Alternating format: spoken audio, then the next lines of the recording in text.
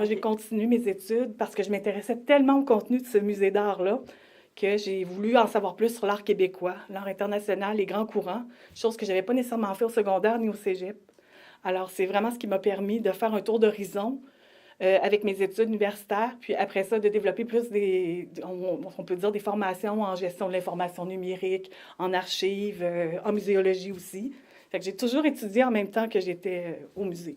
C'est que j'ai autant d'intérêt pour d'autres formes d'art que les beaux-arts en tant que tel. J'ai un immense intérêt pour la danse contemporaine, le théâtre, ce qui fait que le quartier Montcalm, moi, je l'occupe de différentes façons avec mes 7 vies, avec ma famille, avec comme je vous mentionnais, mes études. Alors, c'est ça, c'est vraiment de combler tout ça.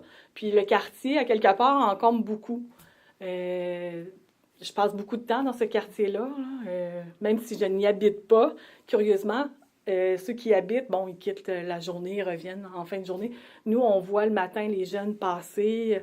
Fait qu'il y a plein comment dire, d'éléments qui font que c'est un bonheur de partager mes vies ici aussi, là, avec le musée. Même si le musée est une des grandes sphères de ma vie, là, du fait de la stabilité que j'ai choisi de faire en restant ici toutes ces années, là, même si des fois j'avais l'idée de partir essayer autre chose, mais non, je restais accrochée sur l'équipe que j'aime énormément.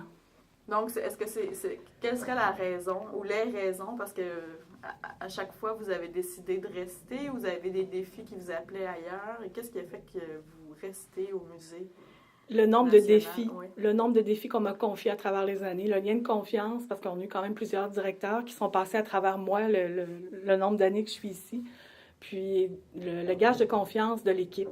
Oui, on voyage dans le temps, on recule de 200 ans à peu près au niveau de nos archives, puis on va vers des projets nouveaux aussi.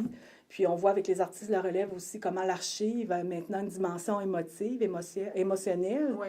Il y a beaucoup d'artistes qui travaillent avec les archives. On sait, bon, Dominique Blain depuis des années, mais il y a toute une autre relève d'artistes qui vont puiser dans les archives, justement des musées d'art, mais aussi de d'autres organismes.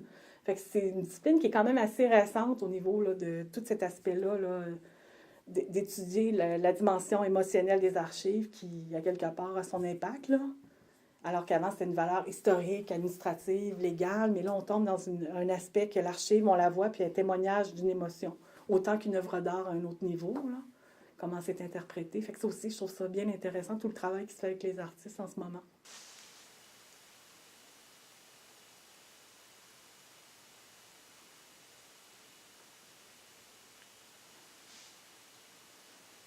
Good.